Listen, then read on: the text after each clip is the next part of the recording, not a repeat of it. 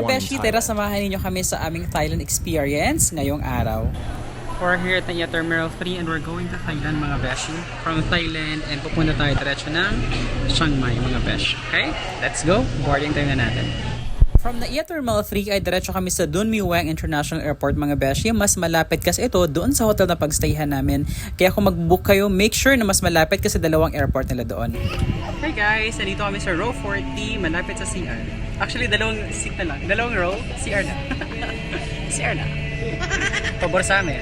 Matatanda. Kasi namin tumigil agad. Yeah, pabor sa amin matatanda. Let's go! After 4 hours of flight, ay dumating na kami sa Dun Mueang International Airport.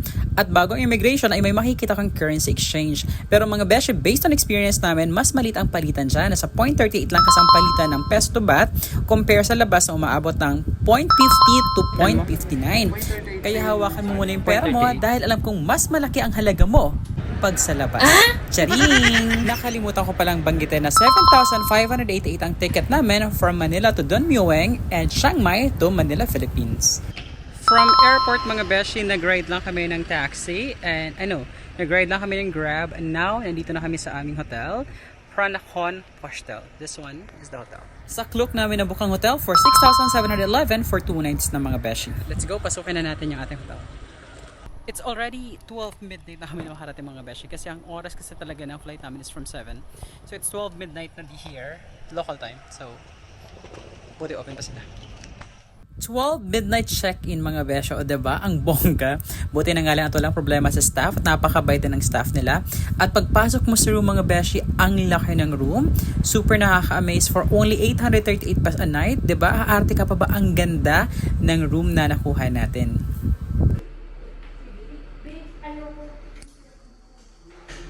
Ang cute ng room, ang ganda. In all fairnesses. Hi guys! Hi! Sawadika! This is the room and meron tayong 4 na bed bunk.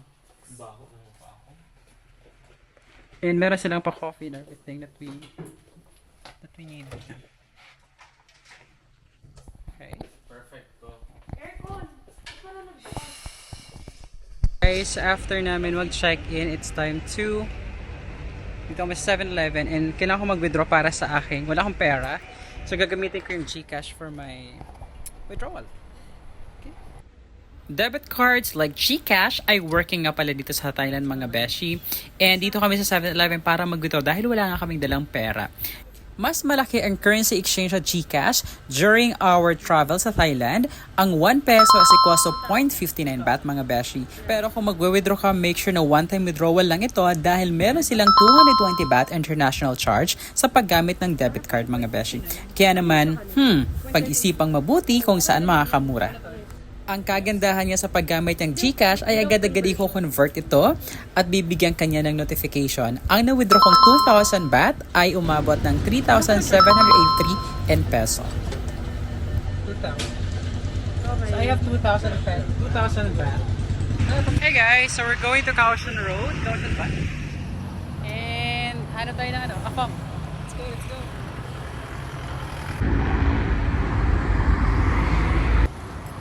After namin actually mag-withdraw, naghahanap kami ng bar and also kakainan kasi hindi pa kami kumakain mga besh. So nandito kami sa may Kaohsiung Road and tingnan natin kung ano makahanap natin. Let's go! So this is the Kaohsiung Road. So andito yung mga buhay pa yung street. It's already 1 o'clock.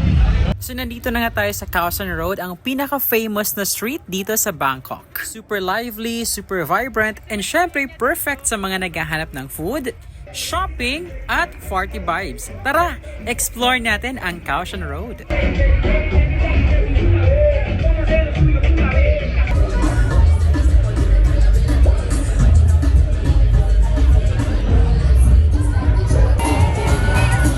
Nakatawa naman ito, asaya. Asaya sa part area na to. Bode! Hanap kang makakainan.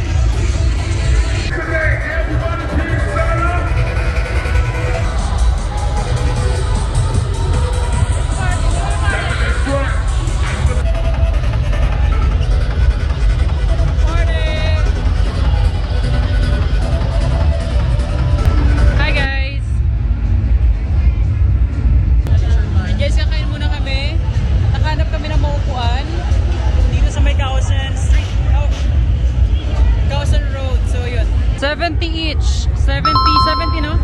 70 each mga beshi. Yan yung food namin ngayon. Grabe mga beshi, maraming food options dito na pwede mong pagpilian. May pad thai, merong mango sticky rice, may mga grilled skewers. So depende na yun sa'yo kung anong gusto mong tikman dito. Kung marami ka namang pera, go lang! Kaya kung nasa Bangkok ka, this is a must visit place mga beshi. At syempre, pwede ka rin tumagi dito at maghanap ng afam. Charis! Hey guys, after namin kumain, medyo nagutom pa kami. So nandito kami sa soup. Basta soup. Basta 24 hours. 24 hours soup. Parang in-order namin is shrimp and Seafood. basta seafood siya. Squid and a shrimp. 119 Baht. baht. So, titingnan natin kung gaano kalaki yung serving. Dami pala nito. Mukhang over tayo sa pagkabusog nito, friend. May kanin ba ito, friend? I don't know. Wala, bibigyan ka ng kanin, friend. Ah, may rice ba? Madami. Friend, may kanin. Oh my God, may rice. Nakakatakot na mag-a-apply ako. Ano? No, thank you. May rice pero hindi na kami mag-rice. Masarap. Ha? Lasing? Lasing. Baka sinigang to.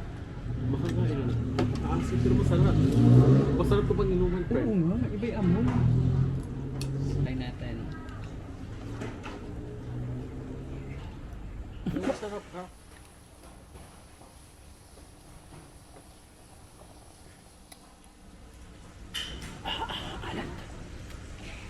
Hindi maalat. Maanghang. Mukhang kailangan natin ng coke nito. Anghang. Maanghang. Kasi, pinalagyan kasi namin siya ng medium na anghang. Anghang. Ah, thank Thank you. you.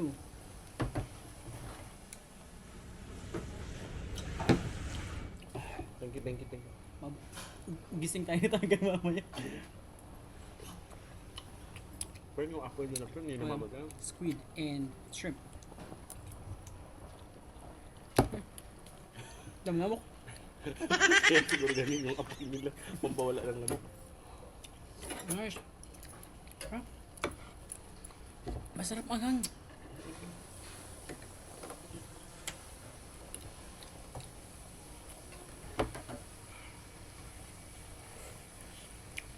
Sabi mo, medium pa ha? Ano kaya itong pag-hot pa? Anghang. Pero masarap. Pero masarap siya. Parang ako. Sana oil.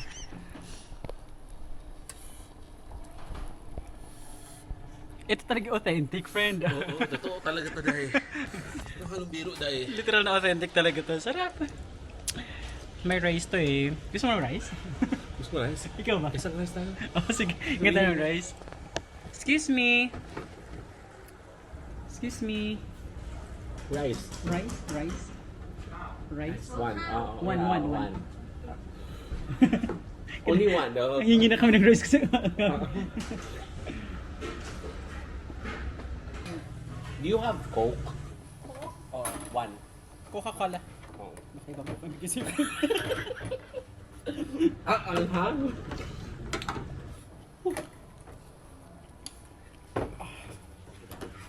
Madaling araw, alas 2. Inamoriki. Sabi mo kasi. Yeah. Perfect. Thank you. Here.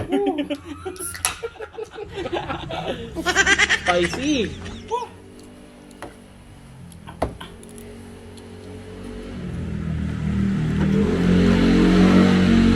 Tinawanan niya tayo. Gago kayo. Sabi niyo, gusto niyo medium. Sabi niya, Medium. Nag-brace pa kayo, ha?